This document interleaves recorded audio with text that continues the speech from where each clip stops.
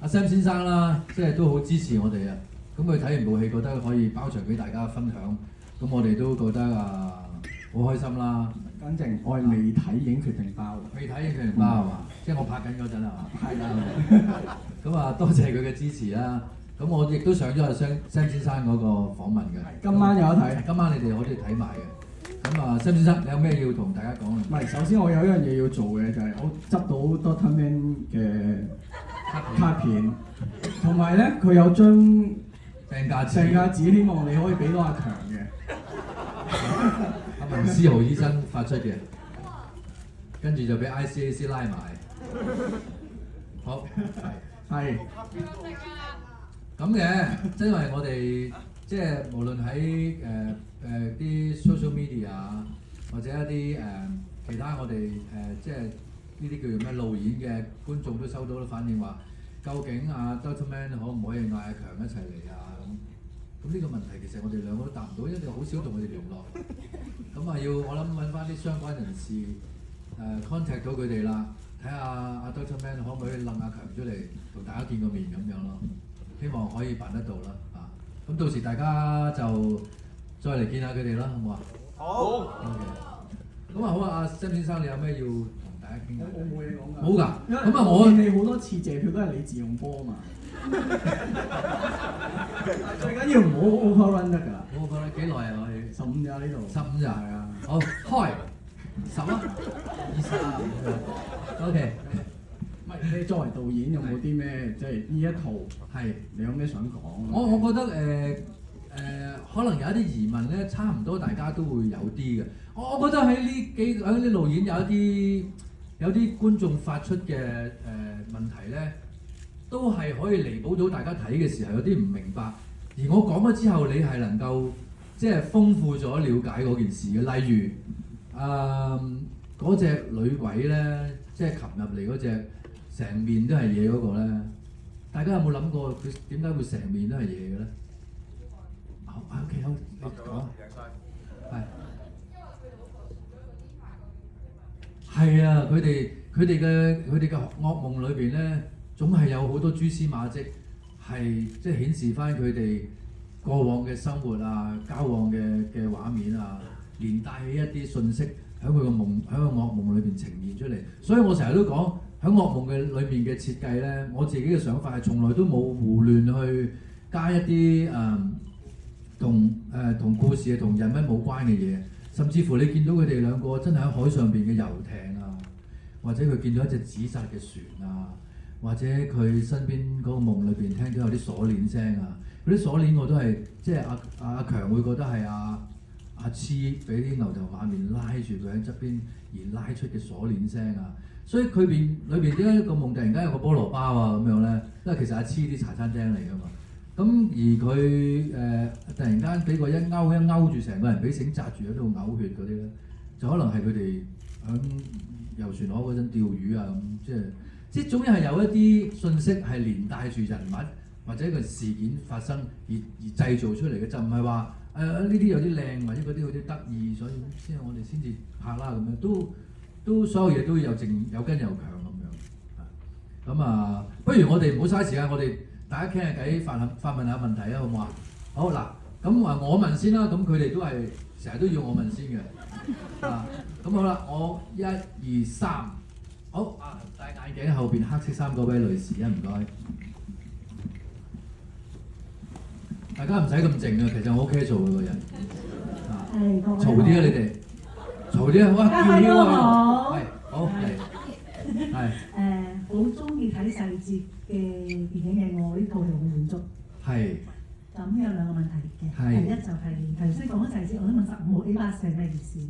邊度啊？15號 A 巴士。15號嗰個玩具車係嘛？係。嗰個係一條路線嚟嘅。係。嗰條係咩路線我又講唔到不過。OK。即係講細節，我想知呢個。係好，你再繼續，我一定話到俾你聽。好 ，thank you。第二個問題係最後喺監獄咧，阿法拉同你最後會面嗰度啦。我想知法拉嗰陣時嗰個叫暴走嗰種心態咧，佢係出於佢好無，佢去到嗰刻已經係又又好無盡咁去投資失利，直至到佢喺屋企想跳樓自殺，老公攬佢，注定佢兩個人就要陷入一個咁嘅困境裏面啦。喺呢個困境裏面經歷咗由佢哋好風光嘅環境之下，已經慢慢變成而家我哋眼前見到佢哋嘅生活狀況啦。咁喺佢屋企咧，你想問咩話？點解會咁啊？法拉點解會咁？係啦，即係陷入呢個困境嘅時候，佢哋兩個變咗已經係同個世界孤立咗啦，相依為命兩公婆。女嘅已經不能自我啦，男嘅終日發惡夢，仍然揾食要去揸的士咁樣。咁直至到成個故事引申到去發展到最後，大家明白啦，知道咩事啦。咁呢個時候佢都知道咩事喎，因為同佢相依為命嘅老公唯一可以依靠嘅，都揾到一條出路，叫做藉住嗰個 CCTV 去去警察度自首，能夠入罪。但係佢點啊？佢都揾唔到可以贖罪嘅道路啊！結果佢喺嗰個玻璃度，其實佢對老公嗰個潛台詞就係話：我點算啊，老公？你又揾到路走啦，我就無路可逃。你叫我自己一個點算好喺出邊？咁最後佢嗰個宿命都係逃避唔到。由第一次佢跳樓，佢老公攬到；今次老公都攬唔到，最後佢真係跳樓死咗。就係咁樣。仲有冇啊？嗱，我唔驚你㗎啦，話俾你聽。我開始明點解會 overrun。得翻6分鐘嘅，因為。OK， 好，我哋快啲。有冇？軒仔揀。軒仔揀。上邊嗰個。最上。我啱啱拗柴啊，尋日。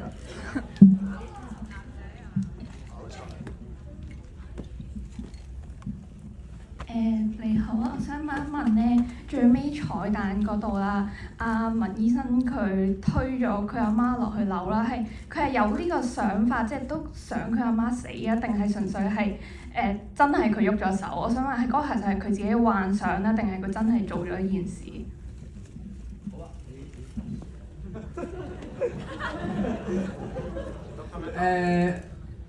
啊，即係咩話？係咪真係有喐手，文醫生？係。其實係嘅，即係點解佢會有個咁嘅舉動咁嘅行為咧？嗱，大家又回帶再諗一諗嗰件事嘅。雖然我用現狀同往事嘅交接嘅手法去表現出嚟，但係嗱，而家大家睇晒啦，你只幻想一個咁細嘅細路仔點樣去承擔一個咁樣嘅家庭環境都唔緊要啦。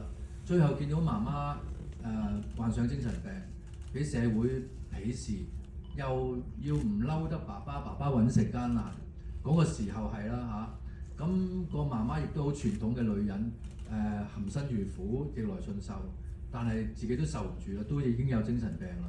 咁個仔一路睇住佢呢個狀況，其實都好難受，即係好唔想聽到人哋成日咁責罵佢媽媽，話佢死傻婆。咁佢自己個心亦都好無助啦。見佢媽媽生日啦，想送嘢俾佢，點知偷咗啲錢，就直接導致到呢件事發生。咁喺佢喺呢個好危急嘅時候，佢所幻想嘅畫面就以為媽媽跳咗樓啫，但係原來喺呢3個人裏面所展示嘅夢境嘅層次都係唔同嘅。即係我就成日發惡夢啦，我老婆就直頭都唔知自己邊個，而佢咧就以為自己冇事嘅直頭。即係佢咁細個承受唔到，見到媽媽喺呢個困局裏邊，寧願推媽媽落樓，了結咗佢嘅痛苦，反而佢自己係覺得可以為媽媽做咗一點嘢。但係咁細個作出一個咁嘅行為，一個決定，其實佢冇辦法承擔到，即係我哋成人都冇辦法承擔到啦。咁原來呢一個衝擊係令到佢直接連自己都唔記得咗，往往要從夢境最 deep down 嘅一個狀況下，先揭翻嗰個頁嚟睇。但係每一次當佢醒翻嘅時候，亦都記唔翻呢一個畫面啦。咁所以呢件事佢係故意咁做。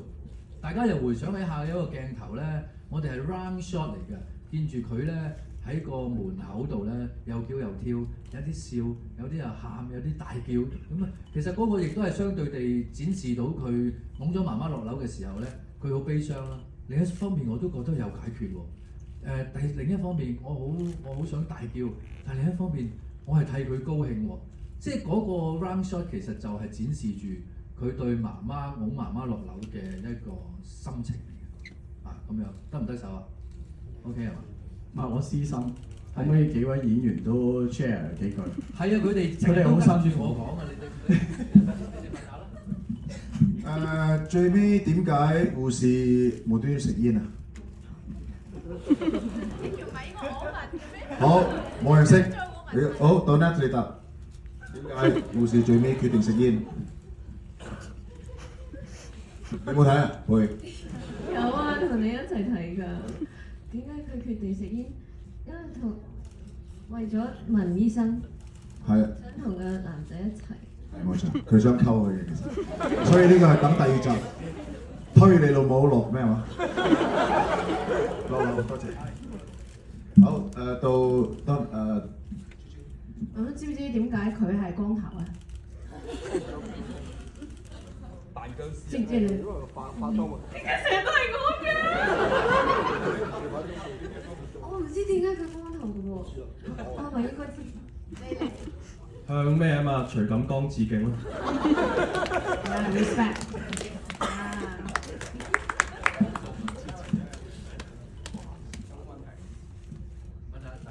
係咯，大家有冇啲咩問題感受？誒，中間呢位女士好快舉手。有冇咪啊？